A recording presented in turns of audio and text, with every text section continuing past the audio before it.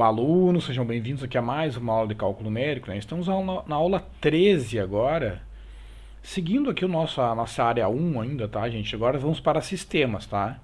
Já falou um pouquinho lá dos métodos, né, para achar raízes de equações algébricas, polinomiais, transcendentais, e agora vamos falar um pouquinho dos sistemas de equações lineares. Gente, um sistema de equações lineares, tá? Com m equações e n incógnitas, tá? É geralmente escrito dessa forma, né? Então você vai ter ali um sistema do tipo A1x1 mais A12x2 mais pontinhos até A1nxn igual a B1. E assim por diante, né? Então você vai ter aqui m linhas por n colunas, tá? Nesse sistema linear. Em outras palavras, né? Os nossos elementos, deixa eu botar aqui, onde, né? Vou botar assim, onde os nossos... Posso colocar aqui embaixo, ou aqui também, tanto faz, vou botar embaixo, onde os elementos A e J e B e, né, vão de 1,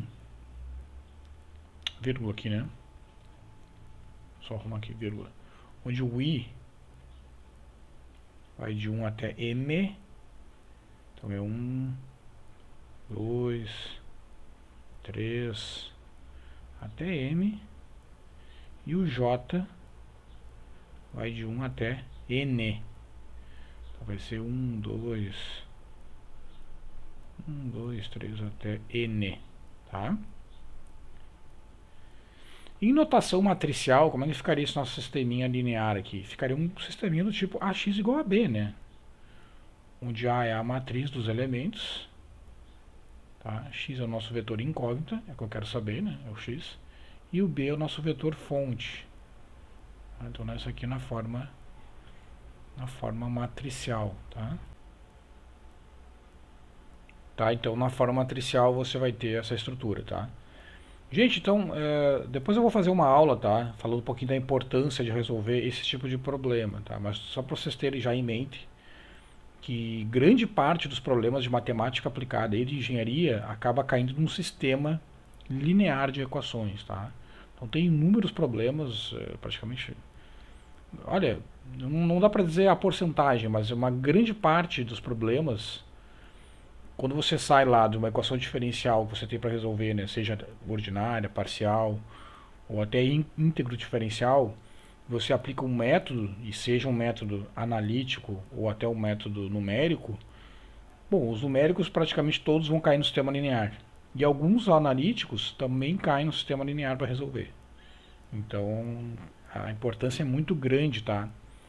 De saber técnicas para resolver esse tipo de problema que vocês, com certeza, se forem trabalhar na parte de pesquisa, seja lá qual área vocês escolherem, vocês vão cair num sistema de equações linear, tá? Para resolver. Bom, então em notação matricial você tem um problema do tipo AX igual a B, né? Onde a matriz A, então, é essa matriz de coeficientes. Aqui no geral, essa matriz, tá, gente, ela é real, mas ela também pode ser de elementos complexos, tá? Nada impede. Então aqui o A11, A12, né?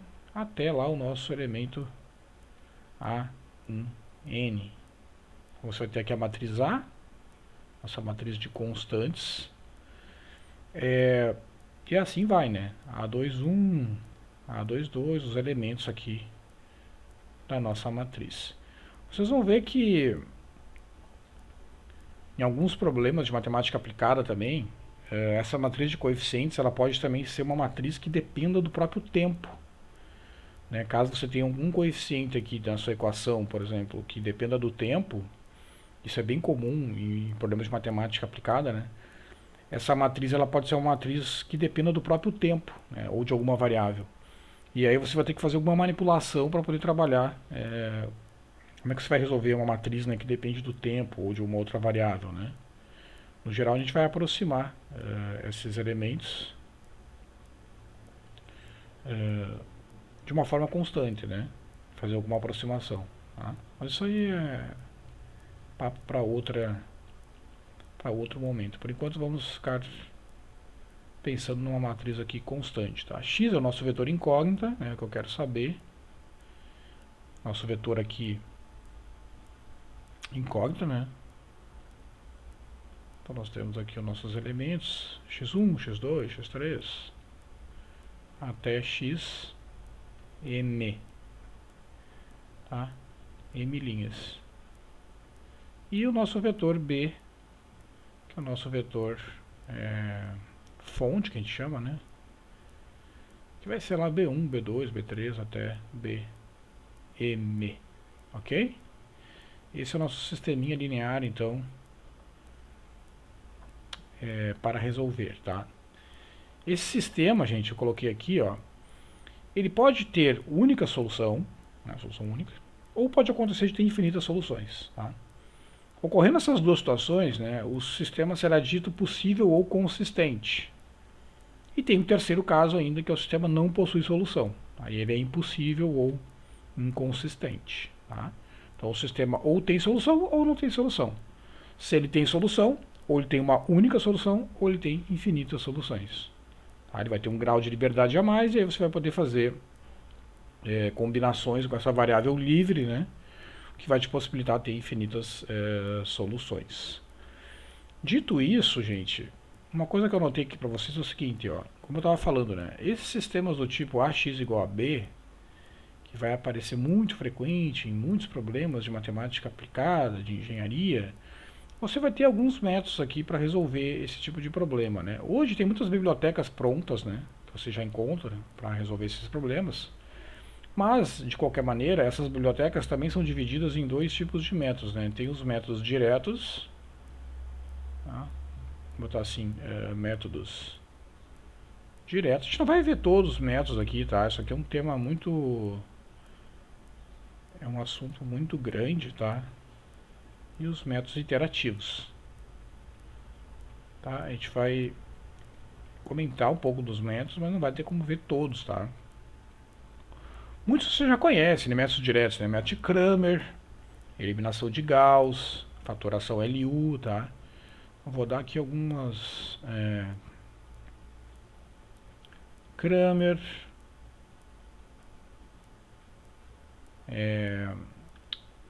Gauss, eliminação de Gauss, eliminação gaussiana, fatoração LU, entendeu? Fatoração Cholesky, fatoração QR, e tem os métodos iterativos. Aqui temos os métodos de Gauss-Seidel. Tá meio ruim essa minha letra, né? Gauss-Seidel. Nós temos o Gauss-Jacobi. Gauss-Seidel. Depois teve uma modificação, né, pelo Jacobi aqui. Então, mais ou menos essa divisão, tá? Você tem os métodos diretos e você tem os métodos iterativos, tá bem? Cada um deles tem vantagens e desvantagens, né? A gente vai ver os dois, mas são possibilidades, né? Tudo vai depender muito da matriz que vocês vão ter, né? Essa matriz A. Alguns métodos se adaptam melhor a um determinado tipo de matriz, outros a outros, e assim por diante. Outra coisa legal de fazer a avaliação, né, gente, para problema mais realístico, tá? Vamos botar assim para problemas realísticos. É que eu estava falando, né? Quando você pegar problemas realísticos, vocês vão ter vários problemas, né, que vão aparecer, né? Um deles, dentre os vários problemas que eu vou listar aqui, a matriz é muito grande, né? Você vai ter aí, quando você começa a trabalhar com, principalmente métodos numéricos, tá? Que você precisa refinar muito a sua malha, tá? Refinar a malha significa ter mais pontos, né? Ter mais operações para ser feitas nesses pontos que você quer descobrir a sua variável, né? Seja lá qual for a variável. Então, quanto mais pontos você tiver, maior vai ser a sua matriz. Matrizes maiores, gente, os problemas obviamente começam a aumentar. Tá? Um problema que vocês vão ter nos problemas mais realísticos é a matriz ser esparsa, tá? Matriz esparsa é que ela tem muitos elementos que são zero e poucos elementos, tá? Que são diferentes de zero. E elas estão muito espalhadas durante a matriz, ela não tem uma estrutura, né? Porque alguns problemas, as matrizes têm alguma certa estrutura, e isso ajuda muito. Por exemplo, você tem lá matrizes com diagonais de bloco, ou seja, matrizes tridiagonais, pentadiagonais. Então você conhece uma estrutura diagonal da matriz. Você tem matrizes de flecha, ou seja, você tem a primeira linha e a primeira coluna toda completa e a diagonal principal. Você tem uma matriz tridiagonal, como eu falei, pentadiagonal. Então tem várias estruturas que ajudam. Agora, quando a matriz é esparsa, é um problema, tá?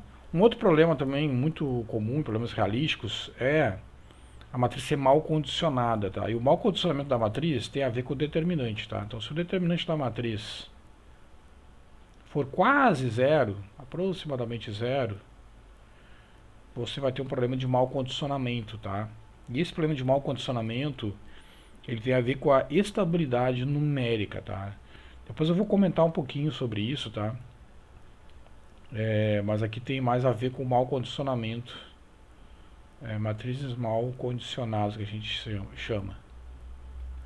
Isso já é um alerta, né, para quando a gente vai resolver um problema que a gente tem matrizes mal condicionadas. Outra coisa, né? Como é que eu percebo esse mau condicionamento? Uma das formas, tá? A gente observa muito isso, é que essas matrizes, gente, elas são compostas pela realidade do problema de vocês. Então, quase sempre essa matriz que você está compondo, muitos dos elementos são os dados que você tem, né? Que você vai fornecer lá no seu problema inicial. Então, o que acontece? Pequenas variações nesses dados vão dar pequenas variações nos elementos da matriz. E quando isso acontece, né, quando você não tem uma certeza desses dados e esses dados são colocados na matriz, essas pequenas perturbações nos elementos da matriz pode ocasionar soluções totalmente diversas. Então, quando isso acontece, tá? Vou colocar assim, pequenas perturbações, tá? Pequenas perturbações, ou seja, incerteza nos dados, né? Pequenas perturbações pode ocasionar, né? Implica em diferentes resultados. Diferentes resultados. Isso é mais um sinal, tá? Que você está com um problema, né? Não um problema, que às vezes a gente não tem controle sobre isso, né? Quando você perturba a matriz, no geral, né? Você dá uma perturbação nos elementos da matriz e o resultado muda, isso já é um sinal também que você tem um problema de estabilidade numérica que está associado também ao mau condicionamento, tá? Esse mau condicionamento da matriz está relacionado, essa é uma característica de matrizes mal condicionadas, né? Você perturba o sistema, perturba os elementos da matriz e você vê o que acontece com a solução. Se ela é totalmente diversa da matriz original, com certeza você está com um problema super mal condicionado. Depois tem umas características lá, né, de condicionamento, né? Existem matrizes que são muito, muito mal condicionadas, tá? Isso é um problema do ponto de vista computacional também. Tá? O que mais aqui que eu trouxe para vocês? Como eu disse para vocês, né, rapidamente, só para já encerrar aqui, só para uma introdução, na matemática aplicada, na engenharia, ou na própria física, ou na própria natureza, né, a gente tem modelado as coisas, né, através de equações diferenciais. E aí você tem dois grandes mundos aqui, né? Você tem as equações diferenciais parciais, as equações diferenciais ordinárias, as parciais. E o que acontece? Claro, a EDP são problemas que você está modelando de forma mais realística do que EDOs, de uma maneira geral. Mas de uma maneira assim comum dos dois, né? Esses dois problemas aqui eles vão migrar para, como eu falei para vocês, problemas do tipo AX igual a B. Como eu estava dizendo lá no início da aula, se você for usar um método numérico, seja diferenças finitas, elementos finitos, volumes finitos, né, que são os numéricos mais conhecidos para resolver equações diferenciais, naturalmente você vai cair num grande sistema algébrico para resolver. Tá? Da mesma forma, se você for tentar um método analítico, né, você vai ter problema com exponenciais de matrizes no geral, tá? Porque quando você aplicar, por exemplo, um método na variável espacial e você cair num problema ordinário ou algébrico, você vai ter um sistema onde você vai ter quase sempre, ou você vai ter uma exponencial de matriz, que aí você também tem um problema de calcular alto valor e alto vetor, é um outro problema, né? Mas também tem alguns métodos de equações de diferenças, tá? Que vocês também podem cair no sistema algébrico, tá? Então, no final das contas, né, tudo vai se resumir a resolver um problema do tipo ax igual a b, tá? Então hoje era só isso, era só dar uma introdução para vocês, motivar vocês aqui. A gente vai só dar uma passada em cima desse assunto, é um assunto muito grande, tá? Tem livros específicos só de como calcular sistemas algébricos, né, de equações, né, sistemas lineares. Mas aqui a gente já vai dar uma ideia para vocês do que a gente tem em todos esses métodos. É importante que vocês estudem e depois se aprofundem, né, se precisarem saber mais sobre isso. Então a gente se vê no próximo vídeo. Um grande abraço para vocês.